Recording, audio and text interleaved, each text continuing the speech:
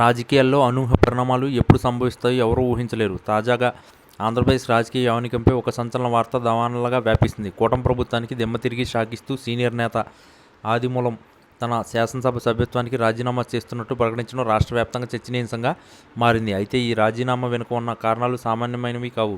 తాము తీసుకుంటున్న ప్రచారం జరుగుతున్న వందల కోట్ల రూపాయలు భారీ మొత్తాన్ని తిరిగి ఇచ్చేస్తున్నానని ఆయన ప్రకటించడం రాజకీయ వర్గాల్లో పెను సంచలనాలు సృష్టించింది. గత కొంతకాలంగా తెర వెనుక జరుగుతున్న పరిణామాలు ఇప్పుడు బహిర్గతం కావడంతో కూటమి నేతలు ఆత్మరక్షణలో పడ్డారు. ముఖ్యంగా ఎన్నికల సమయంలో లేదా పార్టీ మార్పు సమయంలో ఇటువంటి నగదు లావాదేవీ జరుగుతాయని లోకమంతా అనుకునే మాటే. కానీ ఇలా బహిరంగంగా 100 కోట్లు తిరిగి ఇచ్చేస్తున్నానని చెప్పడం బహుశా భారత రాజకీయ చరిత్రలోనే ఇదే మొదటిసారి కావచ్చు. ఈ నిర్ణయం ద్వారా ఆయన తన నైతికతను నిరూపించుకోవాలని చూస్తున్నారా, లేదా దీని వెనుక ఏదైనా పెద్ద వ్యూహం ఉందా అన్నది ఇప్పుడు రాజకీయ విశ్లేషకులు అంతుచిక్కని ప్రశ్నగా మారింది. కూటమి ప్రభుత్వం అధికారంలో వచ్చిన తక్కువ కాలంలోనే ఒక ముఖ్యమైన ఎమ్మెల్యే ఇలాంటి నిర్ణయం తీసుకోవడం పాలనా పక్షానికి నైతిక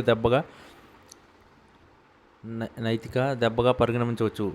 సత్యవేడు నియోజకవర్గంలో పట్టున్న నాయకుడిగా పేరున్న ఆదిమూలం అసలు ఈ 100 కోట్ల వ్యవహారం ఏమిటో స్పష్టంగా చెప్పలేకపోయినప్పటికీ ఆ సొమ్మును తిరిగి ఇచ్చేయడం ద్వారా తన ఏ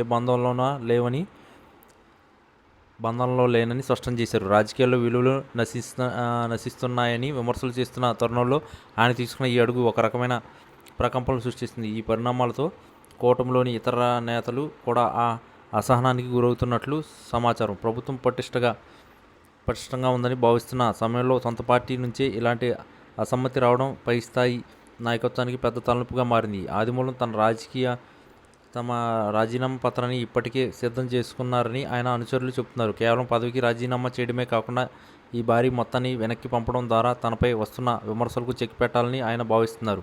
ఈ పరిణామం రాష్ట్ర రాజకీయాల్లో పెను మార్పులకు నాంది పలికే అవకాశం ఉంది.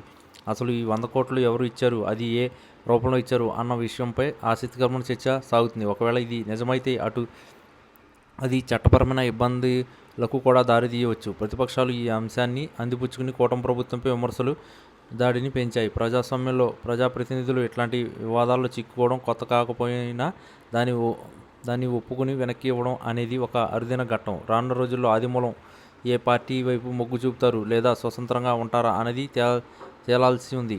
కూటమికి ఇది కేవలం ఒక సీటు నష్టం మాత్రమే కాదు, నైతికంగా ఎదురైన పెద్ద సవాలు. ఈ ఉదాంతం తరువాత ఇతర ఎమ్మెల్యేలో కూడా అలజడి మొదలైందని రాజకీయ వర్గాల్లో గుసగుసలు వినిపిస్తున్నాయి. మొత్తానికి తీసుకున్న 100 కోట్లు తిరిగి ఇచ్చేసి ఎమ్మెల్యే పదవికి ఆదిమూలం గుడ్ బై చెప్పడం ఆంధ్రప్రదేశ్ రాజకీయాల్లో ఒక మైలురాయిగా నిలిచిపోనుంది. ప్రభుత్వం ఈ పరిణామం నుంచి ఎలా బయటపడుతుందో చూడాలి. ఇది కేవలం ఒక వ్యక్తి నిర్ణయం లేక రాబోయే రాజకీయ తుఫానులు సూచిక అన్నది కాలమే నిర్ణయిస్తుంది.